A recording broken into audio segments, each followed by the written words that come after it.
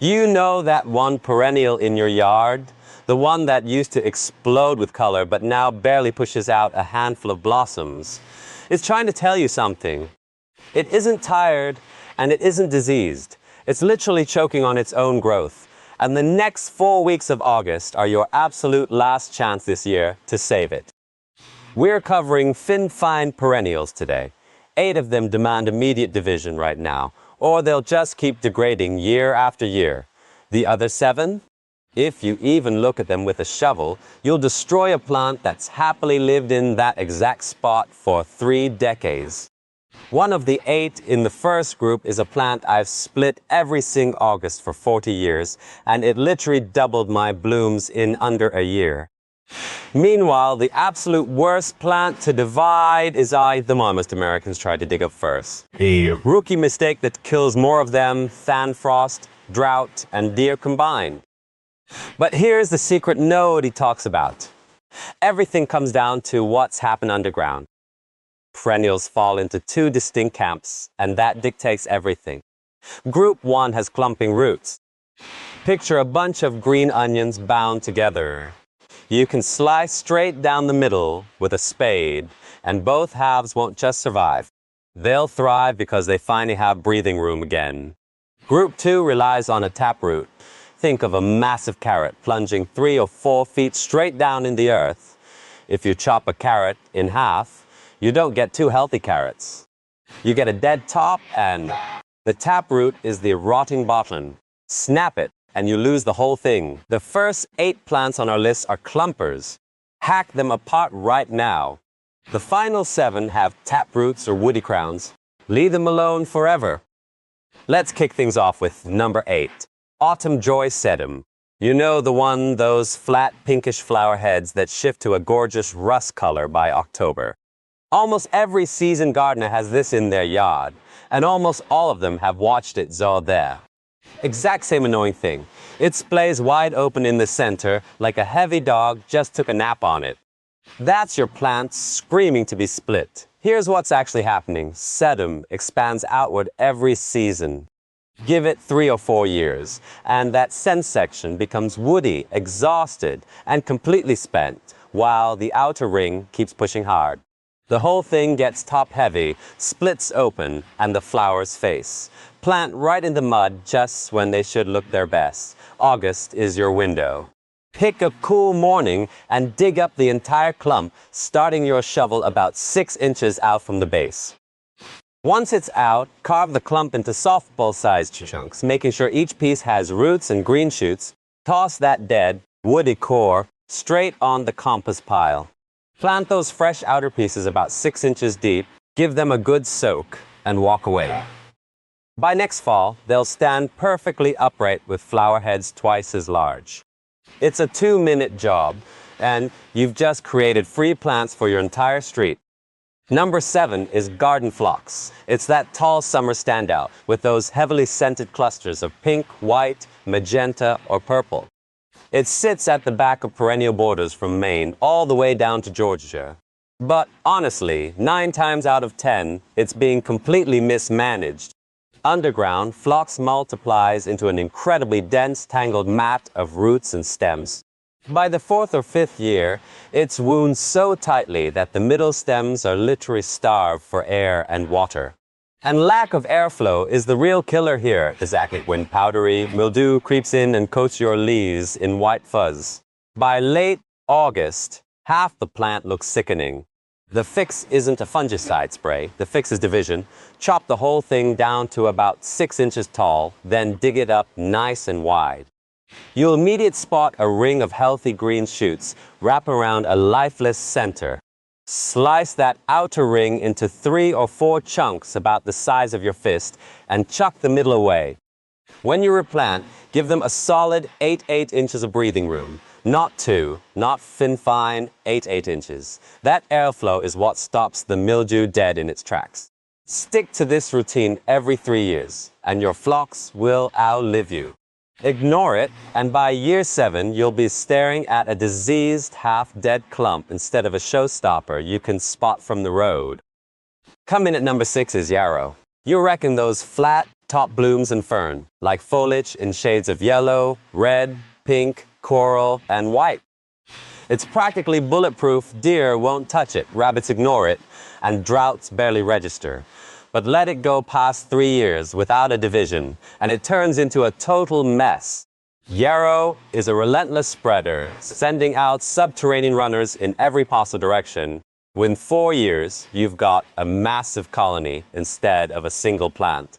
The outside edge are still flowering, but the center is just barren dirt, dead stems, and weeds. It suffers from the exact same burnout as sedum and phlox. August is prime time for this chore because yarrow brushes off late. Summer heat better than almost anything else in your beds. Dig it up and aggressively hack it apart with your spade. No need to baby it. This plant is tough. A single mature yellow clump can easily yield 6 to 8 brand new plants. I once filled entire 30-foot border on a Saturday morning using just one old Coronation Gold.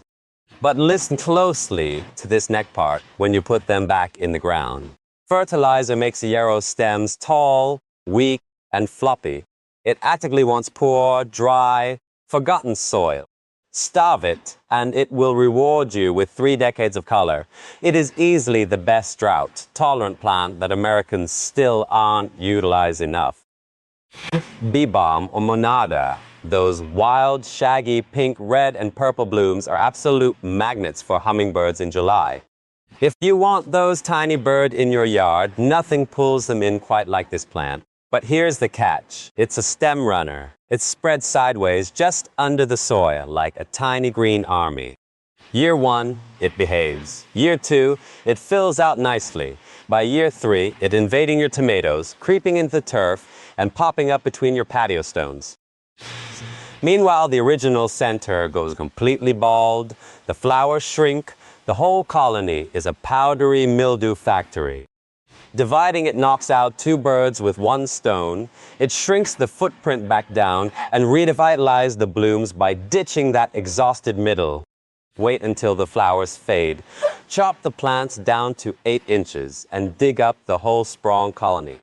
Break it down in small sections of about 3 or 4 stems each, keeping only the vigorous outer growth. Replant them with a strict 2-foot minimum spacing. This plant desperately needs air, just like phlox. But here is the critical trick most people miss. Immediately lay down 2 inches of mulch around every new piece. Bee balm despises having dry roots in the August heat. And since you just sliced its root system in half, that mulch is what keeps it alive until fall. Do this right, and your hummingbird count will double next July. Number 4 brings us to the Shasta daisy. Those massive bright white petals with the sunny yellow centers just scream summer to any American gardener over 60. My mom grew a row of them along our fence my entire childhood, and she taught me the one thing most people still mess up. Shastas burn out in the middle incredibly fast, usually in just 2 or 3 years, which is way quicker than most perennials. You'll notice it as a bare, brown crater surrounded by a ring of green leaves. When you see that, the plant is on borrowed time. Leave it for another season, and the entire thing just vanishes. An August division basically brings it back from the dead.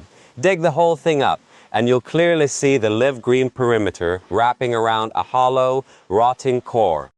Take a sharp garden knife, slice that live outer ring in 4 or 5 distinct chunks, and throw the dead center away. Replant the healthy pieces about a foot apart. But here's the kicker. They absolutely despise sitting in their old dirt. You must mix a hefty shovel of fresh compost in every single planting hole. An average gardener does this every 4 or 5 years, but a great one does it every 2. I am not exaggerating. Dividing Shastas every other year literally doubles your flower count the following season. Alexander is your classic variety, and Becky is the absolute toughest. Real quick, before we hit the top 3 divides, drop your hardiness zone down in the comments. I want to see where everybody watching this lives, because when we get to the never divide list in the second half of this video, One of those plants acts entirely different depending on whether you're braving a Zone 5 winter or sitting down in Zone 8, and I'll point it out when we get there. All right, back to the three. Hosta, the undisputed queen of the American shade garden. If you got a dark corner, you got a hosta. And if it's been sitting there for more than 4 years, it's time to get to work. Hostas slowly, quietly, but relentlessly expand outward from a central crown every year.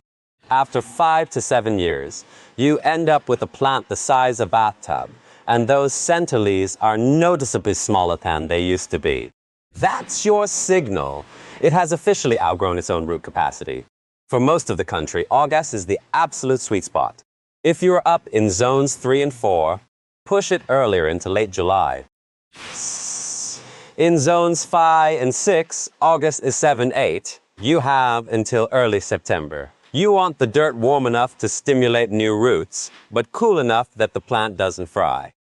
Grab a heavy-duty shovel and dig wide to capture the entire root ball. Blast the dirt off with a garden hose so you can actually see what you're dealing with. The crown will naturally show you where it wants to be cut. Take a sharp knife, sometimes even an old serrated bread knife for the massive ones, and separate it out. Make sure every piece has at least 3 or 4 healthy eyes. Replant them at the exact same depth, not a hair deeper or shallower. Yes. Soak them heavily for 3 weeks.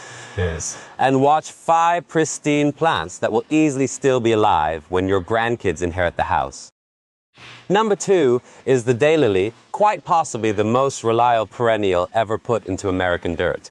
Stella de Oro, Hap Returns, the rebloomers. Millions of them are planted everywhere from front yards to highway medians. And most of them are silently declining simply because nobody divides them anymore. Jay lilies grow in what we call fans.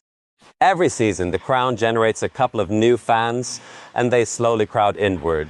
By year 5, you've got 40 fans jammed into footprint meant for 8.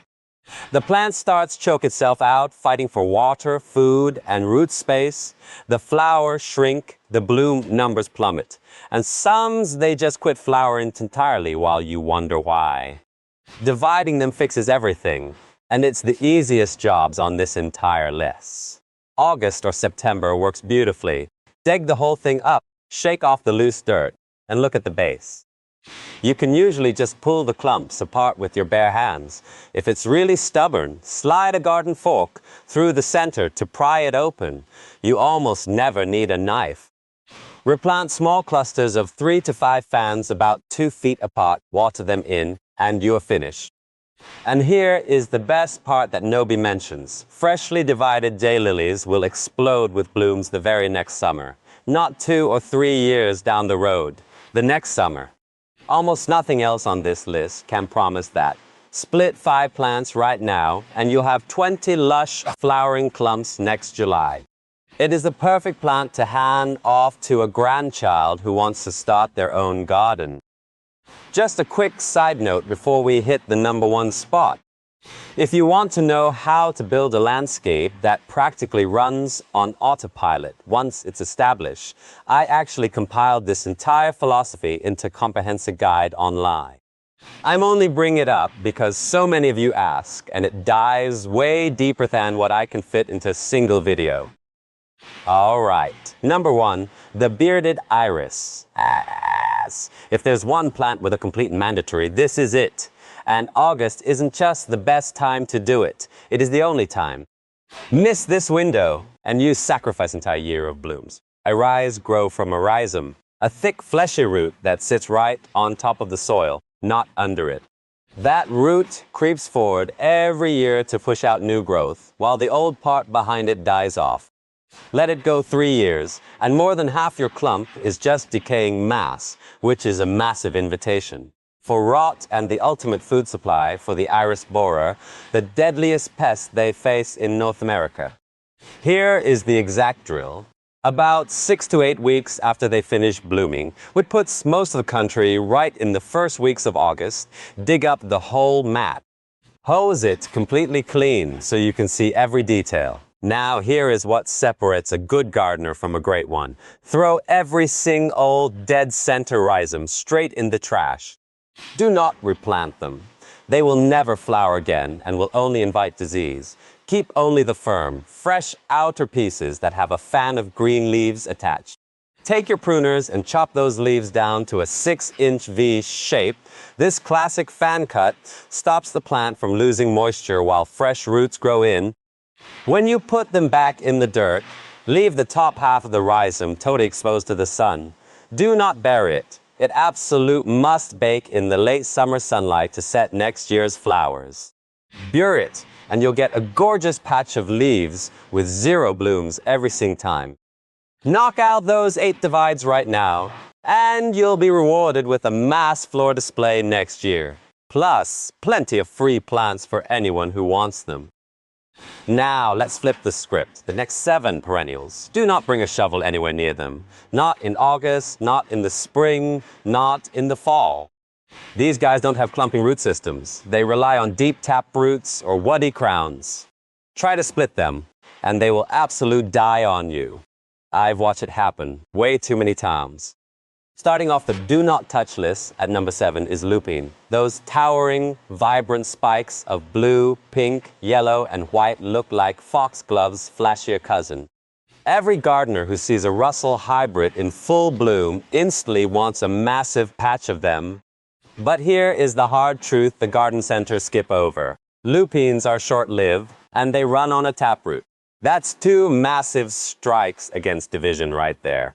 First, they rely on a single deep anchor plunging up to 8 inches straight down. Slice that, and it's game over. Second, even under perfect conditions, they only stick around for about 3 to 5 years in most of the country, trying to divide them cuts that already short lifespan right in half. If you want a bigger patch, don't dig. Wait for the flowers to fade, harvest the seed pods, dry them out for a couple of weeks, and scatter the seeds directly in the dirt where you want them next spring. When a lupine grows from seed in its permanent home, that taproot establishes perfectly from J1, and the plant will live twice as long as a nursery transplant. Number it gets 6 is the loonflower. A titsay that look exactly like tiny hot air balloons before popping open in brilliant blue, white, or pink 5-pointed stars. It's totally unique, but it's incredibly dangerous for eager gardeners because it looks like a plant you should divide. Above ground, it forms a perfectly neat, dense little clump that gets wider over the years. So, someone grabs a shovel, digs it up, and discovers an absolute nightmare. Hidden under that tidy foliage is a massive, fleshy taproot driving straight down. There is 0 way to slice the plant without obliterating that root. The other huge trap with this plant is that it wakes up incredibly late in the spring, and this is where it splits by zone, like I mentioned earlier. If you're up north in zones 3 through 5 with harsh winters, this thing might not push up a single green shoot until mid-May. Down south in zones 7 and 8, it might show up in early April. Every single year, my inbox floods with panicked northern gardeners who dug it up in March assuming it was dead. It wasn't dead. It was just snoozing deeply in the cold soil. Do us a favor and mark its location with a stake in the fall so you remember where it lives. Coming in at number 5 is lavender. You buy it for the scent, the color, the pollinators, and that classic Mediterranean cottage garden vibe that never goes out of style. Munstead's hid code prevents. Every perennial knows the heavy hitters. But here's the reality check. Lavender isn't a true herbaceous perennial. It's actually a small herbaceous shrub. The entire base of the plant is solid wood, basically a miniature tree trunk. You can't just take an axe to a piece of firewood and expect it to sprout roots. It would be like chopping a rose bush in half and expecting 2 rose bushes. Every single time I see someone try to divide a mature lavender, they just end up with a pile of dead twigs and a hole in their landscaping. If you want to propagate it, you have to take softwood cuttings in early summer. Snip off about 4 inches of fresh, flexible green growth from the tips, strip the bottom foliage, and stick them into damp, gritty potting mix for 6 weeks. They root beautifully, and it's the only way to multiply them. But honestly, if you just plant them in poor, dry, sunny soil and leave them the hell alone, a sing shrub will happily pump out blooms for 22 to 25 years. Treat it like a shrub. If you're new to the channel, go ahead and hit that subscribe button. Everything I put out is designed to share the hard lessons I've learned in the dirt over the years, so you can bypass the failures and jump straight to the wins. All right, 4 left. And the final one is the plant Americans butcher the most. But first, number 4, the Oriel poppy. These things throw out massive crepe paper, like blooms in fire reds, oranges, and salmons right around late May and early June. They literally stop track. But by mid-July, the entire plant looks totally fried and dead, only to magically reappear the next spring. That summer dormancy is exactly why so many people accidentally kill it. They see the yellowing leaves, assume the plant is done for, and try to dig it up to move or split it. The second they encounter an incredibly deep, brittle taproot that is strictly a one-piece system. There is exactly one window to deal with this plant, August, and I mean strictly August, right after it goes totally dormant above ground and right before it pushes fresh autumn foliage in September. Miss that window and it's a goner. And honestly, even August, it's a massive gamble, not a routine chore. The root snaps so easily, and any broken chunk left in the ground might sprout into a random new plant, or it might just rot to nothing. Move it if you absolutely have to, but never try to divide it for extra plants. If you want more, take 1-inch root cuttings in the fall and plant them horizontally in a nursery bed. But the ultimate golden rule here is to simply pick the perfect location on J1. Once it's happy, never move it, never divide it, and never touch it. Number 3 is butterfly weed. This bright orange native is the ultimate host plant for monarchs. It was the perennial plant of the year in 2010. And honestly, with butterfly population crashing, it's one of the most vital things you can put in your yard right now. But it's heartbreaking. Every single year, people load up on plastic pots of butterfly weed from the big box stores, only to watch them die by fall. It's not because the plant is finicky, it's because it has a taproot that naturally drives 2 or 3 feet deep in the wild. The moment that root is constrained or disturbed, the plant essentially shuts down for 2 full years trying to recover instead of blooming. You simply can't divide it. Dig up a mature one to split it, and you'll rip the taproot to shreds and lose the whole thing. Even transplanting a young one usually costs you a full year of flowers. The only correct way to grow this plant is from seed, sown directly in the ground in the fall. The seeds actually require the freezing winter temperatures to break dormancy, a botanical process called cold stratification. Scatter the seed exact where you want it to live, right on the surface, and let the winters all the heavy lifting. That seed will send down a pristine taproot and thrive in that exact spot for 20 years. If any of this is making sense to you, go ahead and tap that like button. Trust me, you aren't the only one who has struggled with these. Number 2 is Baptisia, or false indigo. It's a 3 to 5 foot native that throws huge spikes of blue lupine like flowers in late May and forms these really cool, rattling black seed pods by August. It took home Perennial Plant of the Year back in 2010, and it is easily one of the most rugged, long-lasting perennials ever recorded in an American garden. And its insane lifespan is exactly why it sits permanently on the Never Divide list. Baptisia establishes a woody anchor like taproot from its very first season. By year 5, it's plunging 3 to 4 feet down. By year 10, it's deeper than any gardener could possibly dig.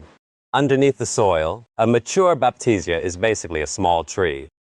There isn't a shovel, a guard fork, a strong enough back that's going to extract that root system in one piece.